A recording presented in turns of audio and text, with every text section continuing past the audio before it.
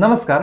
Excellence MPSC Yogesh शिलार या ऍप्लिकेशनवरती आपण police भरतीच्या ऑनलाईन बॅचेस सुरू केलेल्या आहेत. सर्व विषयांच्या ऑनलाईन बॅचेस सुरू केलेल्या आहेत. जर कोणाला बॅच करायची असेल तर आत्ताच ऍप्लिकेशन डाउनलोड करा. याच व्हिडिओच्या डिस्क्रिप्शन बॉक्समध्ये तुम्हाला त्या ऍप्लिकेशनची लिंक भेटेल. लिंकवर क्लिक करा आणि ऍप्लिकेशन डाउनलोड करा. डेमो लेक्चर्स चेक करा, त्याच्यानंतर तुम्ही ऍडमिशन घेऊ शकता. बघा, एकदा डेमो जर बघितले ना तुम्ही फिक्स ऍडमिशन घेणार म्हणजे घेणार, गॅरंटी. बघा, ठीक आहे. या ऍप्लिकेशन मध्ये मराठी विषय, राज्यशास्त्र आणि विज्ञान हे 3 विषय मी शिकवत आहे आणि त्यापैकी राज्यशास्त्र हा विषय आपण सुरू केलेला आहे. बरं, आता या राज्यशास्त्राचे काही सुरुवातीचे काही लेक्चर्स, 8-9 लेक्चर्स किंवा 10 लेक्चर्स युट्यूबवरती पण येणार आहेत आणि आपल्या ऍप्लिकेशनवरती सुद्धा येणार आहेत. दोन्हीकडे येणार आहेत. हा तुम्ही जो व्हिडिओ बघताय तो युट्यूबवरती पण येणार आहे, ऍप्लिकेशनवरती सुद्धा येणार आहे. त्यातला पहिला टॉपिक जो आहे घटना निर्मिती, हा टॉपिक आपण सविस्तर शिकून घेतलेला आहे. त्याला जवळपास 1.5 तास गेले आपल्याला शिकायला. 1.5 तास शिकायला गेलेला आहे.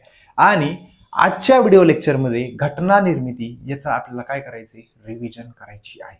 रिव्हिजन बघा, स्पष्टीकरण व्हिडिओ पिक्चर सारखे, वेब सिरीज सारखे तुम्ही बघून काढा. फक्त लोड नाही घ्यायचं त्या स्पष्टीकरण व्हिडिओमध्ये. किती सांगितलं मी डाटा, काय सांगितलं एवढा सगळा लक्षात ठेवायचा का, अजिबात लोड नाही घ्यायचा. रिव्हिजन व्हिडिओ परीक्षेसाठी महत्वाचं आहे. ते तर सगळं समजून घ्यायचं, फक्त स्पष्टीकरणाचे व्हिडिओ समजून घ्यायचं जे आपण घेतलेलं 1.5 तासात. म्हणजे पहिला व्हिडिओ आपला 1.5 तासाचा बनला, तो युट्यूबवरती पण आहे, ऍप्लिकेशनवरती पण आहे. आता आपल्याला फक्त रिव्हिजन करायची या टॉपिकची, घटना निर्मिती या टॉपिकची रिव्हिजन करायची. रिव्हिजनचा पर्पज हाच असणार आहे की पोलीस भरतीला विचारतात काय, आलेले प्रश्न कुठले, कसे प्रश्न विचारतात, याच प्रश्नांवरती किंवा याच पॉइंट्सवरती मी भर देणार आहे. लक्षपूर्वक ऐकायचे. लेक्चर स्टार्ट केलंय तर शेवटपर्यंत लेक्चर ऐकायचे. कालच्या एक स्पष्टीकरण व्हिडिओमध्ये माझे 2 पॉइंट्स ऍक्च्युली सांगायचे राहून गेले, ते पण मी इथे ऍड करणार आहे. सांगायचे राहून गेले म्हणजे ऍक्च्युली ते हिस्ट्रीचा पार्ट आहे, पॉलिटिक्स येत नाही तो, पण तरी पण आपल्या सिक्वेन्समध्ये बसतो म्हणून मी तो इथं सांगणार आहे. ठीक आहे. मी ज्या पॉइंट्सवरती भर देणार आहे, रिपीट करणार आहे, जिथं लक्षात ठेवायचंय की ते प्रश्न पोलीस भरतीला विचारतात, ते प्रश्न पाठच झाले पाहिजे. ठीक आहे. पहिलाच प्रश्न, संविधान म्हणजे काय, आलेला प्रश्न आहे. संविधान म्हणजे काय, तर संविधान म्हणजेच राज्यघटना. एवढा सिंपल प्रश्न 2023 ला विचारला. संविधान म्हणजेच राज्यघटना. देश चालवण्यासाठीचा जो बेसिक मूलभूत कायदा आहे त्याला काय म्हणायचं, राज्यघटना किंवा संविधान. देश चालवण्यासाठीचा मूलभूत कायदा म्हणजे संविधान होय. ठीक आहे. हा प्रश्न विचारलेला आहे. राज्यघटनेची मूलभूत संरचना केशवानंद भारती खटल्यात सांगण्यात आली. कधी सांगितली, केशवानंद भारती खटल्यामध्ये सांगण्यात आलेली आहे. लक्षात ठेवायचे, केशवानंद भारती हा पण प्रश्न 2023 चा आहे, हा लक्षात ठेवायचे. मूलभूत संरचना म्हणजे जे कुठले नियम आहेत जे बदलू शकत नाही, कधीच बदलू शकत नाहीत, असे नियम जे आहेत त्यांना काय म्हणणार आहे आपण, बेसिक स्ट्रक्चर, मूलभूत संरचना असं म्हणणार आहे. लक्षात ठेवायचे पॉईंट. पुढचा पॉईंट, संविधान सभेची मागणी केली होती सगळ्यात पहिल्यांदा, मग ते महात्मा गांधींनी 1922 ला केली. बरं, मी जिथं पळवणार तिथं समजून जायचं की तो स्टोरीचा पार्ट आहे, सिलेबसचा पार्ट आहे, पण प्रश्न विचारत नाहीत. जिथं पळवल मी तिथं, पण जिथं मी थांबणार, रिपीट करत राहणार, ते प्रश्न महत्वाचे, ते पाठ झाले पाहिजे.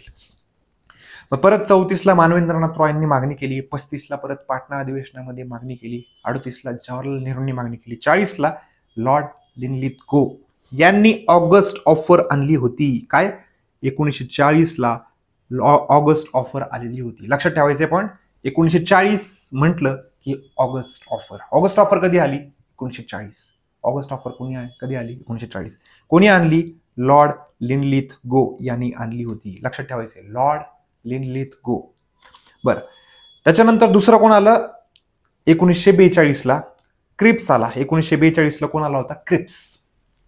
कोण आलं, क्रिप्स. क्रिप्स मिशन भारतात कधी आलं, 1942 ला आलं. क्रिप्स मिशन भारतात कधी आलं, 1942 ला आलेलं आहे. आता एक पॉइंट जो पोलीस भरतीला पण विचारलाय, MPSC ला पण विचारलेला आहे, तो पॉइंट मला इथे सांगायचा आहे. महात्मा गांधीजींनी एक टीका केली होती, बुडत्या बँकेचा पुढील तारखेचा चेक, असं कोणाला म्हटलं, तर ते क्रिप्सला म्हटलं होतं. क्रिप्सला. लक्षात ठेवायचे, क्रिप्सला का म्हटलं, बुडती बँक, पुढचा चेक. सर काहीच कळलं नाही, लिंक करून सांगा, जरा स्टोरी सांगा.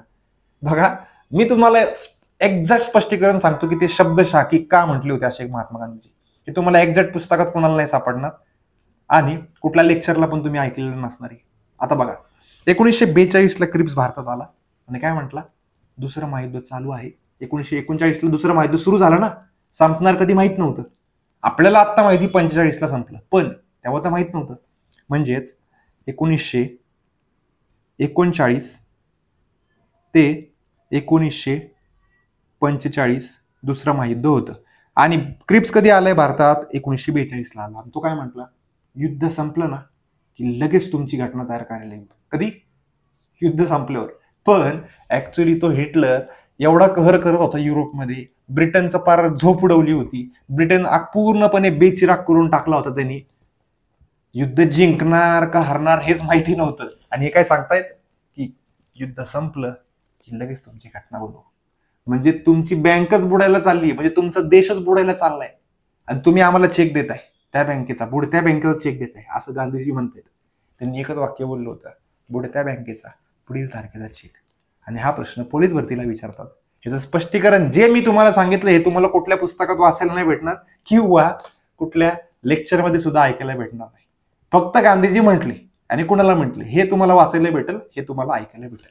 ठीक आहे, हा प्रश्न विचारलाय. क्रिप्स भारतात आला होता, हे 2 पॉईंट महत्वाचे आहेत.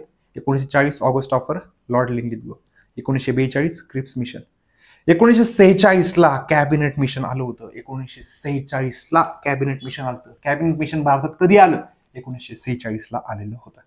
ठीक आहे, आता कॅबिनेट मिशनलाच त्रिमंत्री योजना असे म्हणतात. त्रिमंत्री योजना का म्हणतात त्रिमंत्री योजना, कारण की त्याच्यामध्ये 3 सदस्य होते. किती सदस्य होते, 3. AB Alexander, Cripps, Pethick Lawrence. Sir Pethick Lawrence 3 जण होते, म्हणून त्याला त्रिमंत्री योजना असे म्हणतात. लक्षात ठेवायचे, त्रिमंत्री योजना असं का म्हटलं, 3 सदस्य होते म्हणून त्रिमंत्री योजना म्हटलं. ठीक आहे, संविधान तयार करायचं होतं, त्यासाठी सदस्य जमा करायचे होते, गोळा करायचे होते, निवडणूक म्हणजे संविधान सभा निर्माण करायची होती, त्यासाठी ते कॅबिनेट मिशन आणलं होतं. मग त्या कॅबिनेट मिशनने एकूण सदस्य किती ठरवले, 389 सदस्य ठरवले होते. किती, 389. आणि प्रत्येक एक सदस्य किती लाख लोकसंख्येमागे ठरवला होता, 10 लाख लोकसंख्येमागे ठरवलेला होता. किती, 10 लाख लोकसंख्येमागे एक सदस्य ठरवलेला होता. मग 1946लाच निवडणुका झाल्या संविधान सभेच्या आणि 389 सदस्यांची संविधान सभा तयार झाली. किती, 389 सदस्यांची. हा मी तक्ता तुम्हाला सांगितलं होतं. हा तक्ता कुठेतरी तुमच्या म्हणजे असा एका पेजवरती काढा आणि तुम्ही जिथं अभ्यास करता तिथं चिटकून ठेवा. 4-5 दिवस कंटिन्युअसली वाचत राहा, तुमचे आकडे पाठ होऊन जातील. हे सगळं शब्दशः पाठ झालं पाहिजे, शब्दन शब्द. 93 जण जे होते ते कोण होते, संस्थानिकांचे होते, म्हणजे राजे महाराजांचे प्रतिनिधी होते 93. आणि उर्वरित ब्रिटिश भारतासाठी होते 296. लक्षात ठेवायचे. पुढं आता 296 वरतीच काय झाल्या होत्या, निवडणुका झाल्या. का, कारण की हे 93 जे आहेत, हे 93 हे डायरेक्ट राजे महाराजांनी पाठवलं होतं की तुझा बाबा, तुझा तुझा तुझा असं एकेकाला प्रत्येकाने पाठवलं होतं. मग राजे महाराजांची काय होते, डायरेक्ट नेमणूक केली होती त्या सदस्यांना, म्हणजे 93 सदस्यांना. आणि या 200 हे जे सदस्य 296, या 296 सदस्यांना निवडणूक म्हणजे निवडून यावं लागलं होतं. मग ते 296ची डिवायडेशन सांगितलेलं आहे मी इथं. काँग्रेसने त्या ठिकाणी 208 जागा जिंकल्या होत्या, काँग्रेसने 208, मुस्लिम लीगने 73 जागा. इतर पक्ष 7 पक्ष असे होते ज्यांना एक सदस्य भेटला होता. आणि 8 पक्ष असे, 8 जण असे होते की ते अपक्ष निवडून आले होते, अपक्ष. हा पॉइंट माझ्याकडे राहिला होता आणि हा पण प्रश्न पोलीस भरतीला विचारलेला आहे. ह्या 296 मध्ये महिला किती होत्या, किती होत्या, तर 15 महिला निवडून आल्या होत्या. किती, 15 महिला निवडून आल्या होत्या. लक्षात ठेवायचे पॉइंट. संविधान सभेमध्ये एकूण महिला किती होत्या, 15 महिला होत्या. दुर्गाबाई देशमुख असतील किंवा हंसा मेहता असतील किंवा अशा एकूण टोटल 15 महिला त्या ठिकाणी होत्या. ठीक आहे, पुढचा पॉइंट, घटना समिती. आता इथून पुढचे पॉइंट खूप महत्वाचे येतात. इथून पुढे सगळ्यात जास्त प्रश्न विचारलेले आहेत. पहिली बैठक जी आहे ती कधी पार पडली, तर 9 डिसेंबर 1946ला पार पडली. कुठे पार पडली, दिल्ली या ठिकाणी पार पडली. किती सदस्य हजर होते, 211 सदस्य हजर होते. 3 पॉइंट सांगितले मी. 9 डिसेंबर 1946ला पार पडली पहिली बैठक, दिल्लीला पार पडली. पहिल्या बैठकीला 211 सदस्य होते. पहिल्या बैठकीला हंगामी अध्यक्ष म्हटलं. हंगामी अध्यक्ष कोण होते, तर सच्चिदानंद सिन्हा. खूप वेळा विचारलाय प्रश्न, लक्षात राहिला पाहिजे. सच्चिदानंद सिन्हा, लक्षात ठेवा, सच्चिदानंद सिन्हा हंगामी अध्यक्ष होते. सोनाक्षी सिन्हा, मला काल ते आठवत नव्हतं नाव, ते सोनाक्षी सिन्हा या हिरोईनचं नाव सांगत होतं मी. हंगामी होती ना ती, बॉलिवूडमध्ये आली काही हंगामासाठी, परत आता तिचे पिक्चरच येत नाहीत. म्हणजे हंगामी शब्द आला की सिन्हा आठवलं पाहिजे. सोनाक्षी सिन्हाचा सिन्हा लक्षात ठेवा. सच्चिदानंद सिन्हा ऑटोमॅटिक येईल डोळ्यासमोर. पुढं हंगामी उपाध्यक्ष कोण होते? फ्रँक अँथनी होते. कोण होते? फ्रँक अँथनी हे हंगामी उपाध्यक्ष होते. नंतर दुसरी बैठक पार पडली 11 डिसेंबर 1946ला. दुसरी बैठक पार पडली. परमनंट वाले अध्यक्ष बनवले कोण? राजेंद्र प्रसाद. कोणाला बनवलं? राजेंद्र प्रसाद. उपाध्यक्ष म्हणून कोणाला घेतलं? H.C. मुखर्जी यांना उपाध्यक्ष घेतलं. सल्लागार कोणाला घेतलं? B.N. राव यांना सल्लागार म्हणून नेमलं. B.N. राव. B.N. राव लक्षात ठेवा. काय राव सल्ला दिला यांनी? राव सल्ला, या वाक्यात दोन्ही आलं, राव पण आलं आणि सल्ला पण आलं. काय राव सल्ला दिला यांनी? तर राव पण लक्षात राहते आणि सल्ला पण लक्षात राहते. मग उद्दिष्टांचा ठराव कोणी मांडला? तर जवाहरलाल नेहरू यांनी मांडला. उद्दिष्टांचा ठराव कोणी मांडला? जवाहरलाल नेहरू यांनी मांडला. कधी मांडला? 13 डिसेंबर 1946ला मांडला. आणि पास कधी झाला? 22 जानेवारी 1947ला पास झाला होता. ठीक आहे. आता हे प्रश्न तुम्हाला विचारले जातात, घटना समितीचा अध्यक्ष कोण, किंवा संविधान सभेचे अध्यक्ष कोण, किंवा स्थायी समितीचे अध्यक्ष कोण? उत्तर येतं राजेंद्र प्रसाद. तिन्हीपैकी काही शब्द विचारू द्यात, त्याचं उत्तर येणार आहे राजेंद्र प्रसाद. हे उत्तर लिहायचं आहे, लक्षात ठेवा. पुढचा पॉईंट, 13 डिसेंबर 1946ला संविधान सभेमध्ये जवाहरलाल नेहरू यांनी, इथं तुम्हाला दिसतंय उभं आहे तिथं, जवाहरलाल नेहरू यांनी उद्दिष्टांचा ठराव मांडला होता. त्याचा फोटो मी इथं टाकलेला होता. ठीक आहे. आता भारत स्वतंत्र झाला. स्वतंत्र झाल्याच्या नंतर 3 बदल झाले. त्याच्यामध्ये 3 बदल म्हणजेच काय? भारत सार्वभौम झाला, संविधान सभा सार्वभौम झाली, कायदे मंडळाचा दर्जा भेटला आणि सदस्य संख्येत बदल झाला. सदस्य संख्येत बदल झाला म्हणजेच काय? 1946ला 389 सदस्य होते. आता भारताची फाळणी झाली, 90 सदस्य पाकिस्तानमध्ये गेले, 299 सदस्य भारतामध्ये राहिले. म्हणजे भारताच्या नव्या संविधान सभेची सदस्य संख्या किती होती? 299 इतकी होती. लक्षात ठेवायचे, 299 किती? 299 सदस्य संख्या होती. ठीक आहे. आता इथले पण पॉइंट्स खूप महत्वाचे आहेत. हे पण प्रश्न खूप वेळा विचारतात. राष्ट्रकुल सदस्यत्व कधी दिलं आपण? सदस्यत्व कधी घेतलं? 1949ला. पुढं राष्ट्रीय ध्वज कधी स्वीकारला? 22 जुलै 1947ला. पुढं 24 जानेवारी 1950ला 4 राष्ट्र लक्षात ठेवा म्हटलं मी. राष्ट्रध्वज, राष्ट्रगीत, राष्ट्रगान, राष्ट्रध्वज नाही, राष्ट्रगीत, राष्ट्रगान, राष्ट्रपती, उपराष्ट्रपती, 4 गोष्टी लक्षात ठेवायच्या. 24 जानेवारी 1950ला राष्ट्रगीत, राष्ट्रगान, राष्ट्रपती, उपराष्ट्रपती, 4 जण हे लक्षात ठेवायला लागतात आपल्याला एकाच तारखेला. तर राष्ट्रध्वज जो होता, त्या राष्ट्रध्वजाची लांबी रुंदी याचं हे किती आहे रेशो? तर 3:2 असा रेशो आहे. लक्षात ठेवायचंय. हा पण प्रश्न विचारला जातो. ठीक आहे. पुढचा पॉईंट बघूयात. आता संविधान तयार झालं, 1950 पर्यंत आलो. 26 जानेवारी 1950ला लागू झालं संपूर्णपणे. आता ते तयार करण्यासाठी किती वेळ गेला? 2 वर्ष 11 महिने 18 दिवस इतका वेळ गेला. किती वेळ गेला? 2 वर्ष 11 महिने 18 दिवस. या दरम्यान एकूण बैठका किती झाल्या? 11 बैठका पार पडल्या. किती बैठका? 11. पहिली बैठक 9 डिसेंबर 1946ला आणि शेवटची बैठक 24 जानेवारी 1950ला. ठीक आहे. किती देशांचा अभ्यास केला आपण? किती देशांच्या घटनांचा अभ्यास केला आपण? तर 60 देशांच्या घटनांचा अभ्यास केला.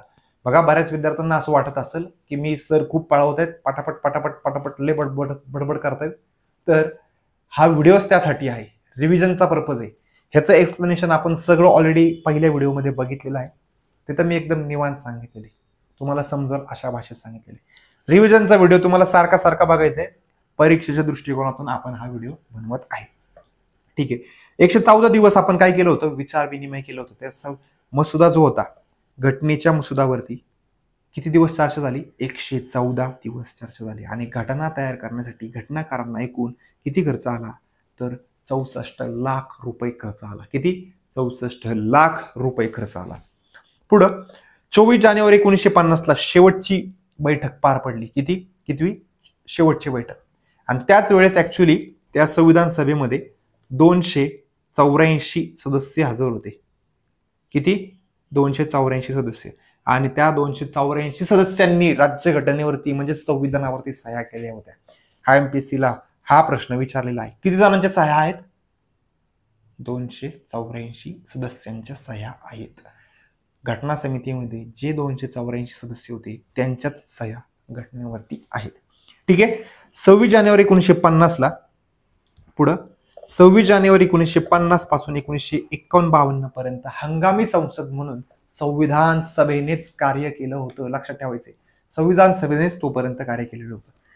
पुढं महात्मा गांधी आणि मोहम्मद अली जिना घटना समितीमध्ये कुठेच नव्हते. लक्षात ठेवायचे, महत्वाचे 2 नेते आहेत, पण घटना समितीमध्ये म्हणजे संविधान सभेमध्ये कुठेच ते नाहीयेत. लक्षात ठेवायचे, हे दोघं महान नेते असून सुद्धा संविधान सभेमध्ये कुठेही नव्हते. पुढचा पॉईंट, मुख्य समित्या. आता मुख्य समित्यांमध्ये मी फक्त हायलाइट करतो, त्या पहिले पाठ करून घ्या, त्याच्यानंतर उरलेल्या पाठ करा. पुढं प्रांतिक राज्य घटना समिती कोण होती? तर सरदार वल्लभभाई पटेल. कोण होते? सरदार वल्लभभाई पटेल. मसुदा समिती अध्यक्ष कोण होते? डॉक्टर बाबासाहेब आंबेडकर. मसुदा समिती म्हणजे मूळ ढाचा पहिल्यांदा कोणी तयार केला राज्यघटनेचा? तर बाबासाहेब आंबेडकरांनी केला. म्हणून त्यांना काय म्हणतात? भारतीय राज्यघटनेचे शिल्पकार डॉक्टर बाबासाहेब आंबेडकर यांना म्हणतात. ठीक आहे. JB कृपलानी, राजेंद्र प्रसाद. ठीक आहे. कामकाज नियम सुकाणू समितीचे अध्यक्ष डॉक्टर राजेंद्र प्रसाद. म्हणजेच सुकाणू म्हणजेच नियम प्रक्रिया वगैरे जे कोण बनवणार? अध्यक्ष बनवणार. अध्यक्ष कोण आहेत? राजेंद्र प्रसाद आहेत. म्हणून कामकाज प्रक्रिया नियम समिती डॉक्टर राजेंद्र प्रसाद आणि सुकाणू समिती डॉक्टर राजेंद्र प्रसाद. ठीक आहे. एवढ्या समित्या पहिल्यांदा पाठ करून घ्या, त्याच्यानंतर उरलेल्या समित्या पाठ करा. पुढं मसुदा समितीची स्थापना कधी करण्यात आली होती? 29 ऑगस्ट 1947 ला स्थापन करण्यात आली होती. आणि सर्वात महत्वाचं कार्य याच समितीकडे सोपवण्यात आलेलं होतं. ठीक आहे. मसुदा समितीने मसुद्यावरती एकूण 141 दिवस काम केलं होतं. किती दिवस काम केलं? 141 दिवस काम केलेलं होतं. बरं, मसुदा समितीमध्ये एकूण सदस्य किती होते? 7 सदस्य होते. किती सदस्य होते? 7 सदस्य होते. 7 मध्ये सगळ्यात पहिलं महत्वाचं नाव डॉक्टर बाबासाहेब आंबेडकर हे अध्यक्ष होते. मग अय्यर, सादुल्ला, मुंशी. मी 4 असेच लक्षात ठेवता. अय्यर, सादुल्ला, मुंशी. अय्यर, सादुल्ला, मुंशी. 4 लक्षात राहिले. आंबेडकर लक्षात राहिले. 5 झाले. आता राहिले 2 मध्ये कोण आहे? माधवराव TT कृष्णमाचारी. हे कंसातले नाही लक्षात राहिले तरी चालते, काय प्रॉब्लेम नाही. पण इकडं आकड्याच्या समोर जो दिले माधवराव लक्षात ठेवा आणि TT कृष्णमाचारी हे लक्षात ठेवायलाच लागणार आहे. मसुदा समितीमध्ये एकूण 7 सदस्य होते. 7 कुठले आहेत? हे तोंड पाठ असलं पाहिजे. मसुदा समितीचे अध्यक्ष कोण होते? डॉक्टर बाबासाहेब आंबेडकर. खूप वेळा विचारतात हा प्रश्न. मसुदा समितीचे अध्यक्ष कोण होते? डॉक्टर बाबासाहेब आंबेडकर हे होते. पुढं आता राज्यघटनेचा कायदा करायचा होता, म्हणजे मसुदा तयार झाला, चर्चा झाली, कुठले नियम घ्यायचे, कुठले सोडायचे, हे सगळं ठरलं. हे काहीच नका लक्षात ठेवू, गरजेचं नाहीये. मग सर्वात शेवटी फायनली 26 नोव्हेंबर 1949 ला त्यांनी राज्यघटना काय केली? संमत करून टाकली. संमत केली म्हणजे त्याच्यावरती मतदान वगैरे झालं आणि त्यालाच म्हणतात स्वीकारली. राज्यघटना कधी स्वीकारली? 26 नोव्हेंबर 1949 ला स्वीकारली. राज्यघटना कधी स्वीकृत केली? 26 नोव्हेंबर 1949 ला स्वीकृत केली. राज्यघटना कधी स्वतः प्रत अर्पण केली? 26 नोव्हेंबर 1949 ला स्वतः प्रत अर्पण केली. हे शब्द फिरून फिरून फिरून तेच प्रश्न विचारले जातात. खूप महत्वाचं आहे हे. बॉक्समध्ये जे दिले ते खूप महत्वाचे शब्द आहेत, ते विचारले जातात. आता काही तरतुदी ज्या होत्या त्या 26 नोव्हेंबरलाच लागू झाल्या, पण ऍक्च्युअल मध्ये सर्वच्या सर्व राज्यघटना कधी लागू झाली? तर 26 जानेवारी 1950 ला लागू झाली. म्हणजेच भारतीय राज्यघटनेची अंमलबजावणी कधी झाली? 26 जानेवारी 1949 ला लागू झाली. 49 नाही, 26 जानेवारी 1950 ला अंमलबजावणी झाली. स्वीकारली कधी? 26 नोव्हेंबर 1949. आणि अंमलबजावणी म्हणजे लागू कधी झाली? 26 जानेवारी 1950 ला लागू झाली. 26 जानेवारी हा दिवसच का ठरवला होता बघा? कारण की 26 जानेवारी 1930 रोजी जवाहरलाल नेहरू यांनी रावी नदीच्या तीरावरती पंजाब पाकिस्तानच्या प्रदेशामध्ये, आत्ताचा पाकिस्तानच्या प्रदेशामध्ये रावी नदीच्या किनाऱ्यावरती 26 जानेवारी 1930 म्हणतोय मी, तेव्हा भारताचा पहिला स्वातंत्र्य दिवस साजरा केला होता 1930ला.